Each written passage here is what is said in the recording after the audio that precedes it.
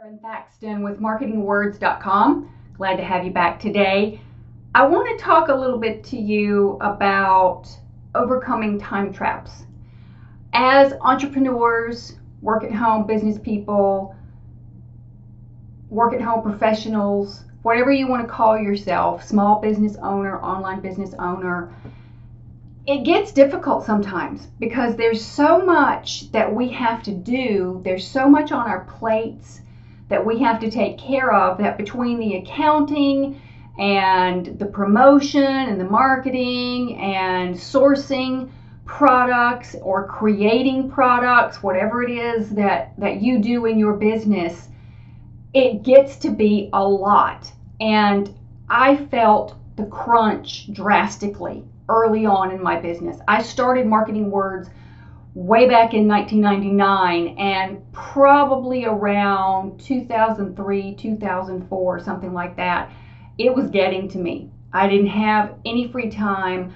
I didn't have the freedom to do what I wanted to do. It wasn't working out the way that I'd hoped.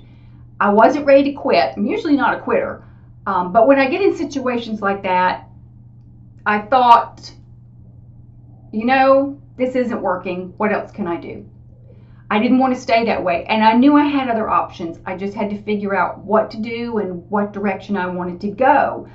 So I began looking at what were my time traps. What could I name that were just the 3 or 4 things that were really pressing down on me that I could change or get rid of to free myself up to be able to work my business instead of feeling oppressed and resentful, actually. I mean, there were times where I, at that point in my business, resented being a business owner, which just wasn't what I signed up for at all. And I started looking to see what the deal was, and I discovered that for me personally, I can see my gloves in the camera, my hands are cold. For me personally, one of the biggest things was accounting. That's just not my superpower at all. And having to struggle with doing not just general bookkeeping, entering things into QuickBooks or whatever, but the filing of the reports and the returns and all this other stuff just absolutely drove me crazy. So I had to figure out what to do with that. Hire a bookkeeper or a CPA or whatever it took to get that done. Another problem that I have always had is with technical things. I'm not a techie person. I would absolutely just bang my head against a wall trying to get apps to install or plugins to install, or especially way back in the early days of the internet, before all of these things were so easy, trying to load an HTML page and change things around in the coding, just, oh no, forget it. And I would really struggle with that. Something else that was on my plate was bright, shiny object syndrome. And as I was working toward different things that I wanted to accomplish in my business, of course, something else would come along that was new and exciting, and just like in the movie, the little dog yelled squirrel and off he went, and I would be chasing something else. So I had to get a handle on these things in particular, and 2 of them I ended up outsourcing.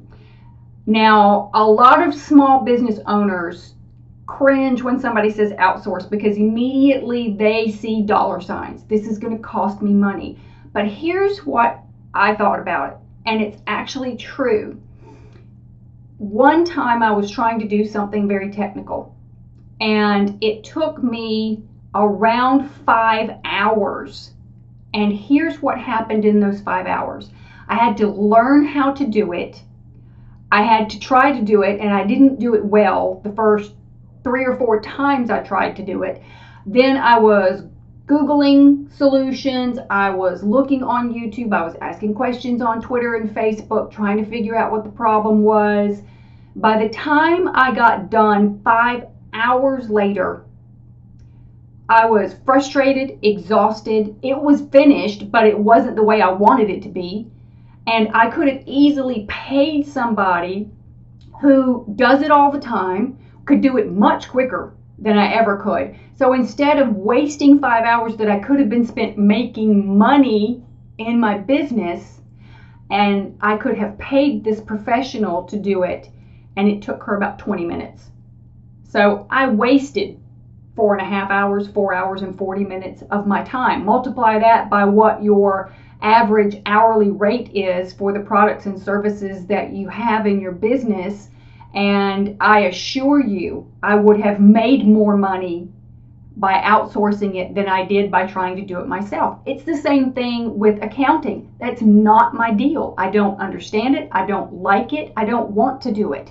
And it's much less expensive for me, and much less frustrating for me, and much less time consuming for me to have a professional do it.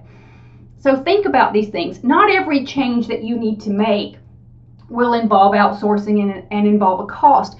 Getting a handle on bright shiny object syndrome was completely free. I just had to sit down and put some things into practice and stick to them. So if you're getting frustrated in your business, if you need more time for you and you want to get a handle on this, go over to the Marketing Words blog.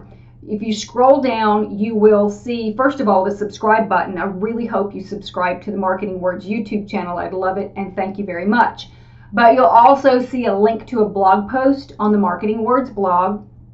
And at the bottom of that blog post is a free video for you to give you a lot more information and some helpful tips to get you back on track so that you can enjoy your business again, that you can reap the benefits of actually having more time, more freedom, making more money, working less hours. And that's what it's all about with the work at home and the independent entrepreneur lifestyle.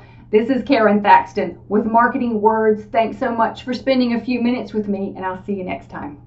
Before you go, subscribe to the Marketing Words channel by clicking the button, and check out the Marketing Words blog for more clever ways to convert better, sell more, and build a better business.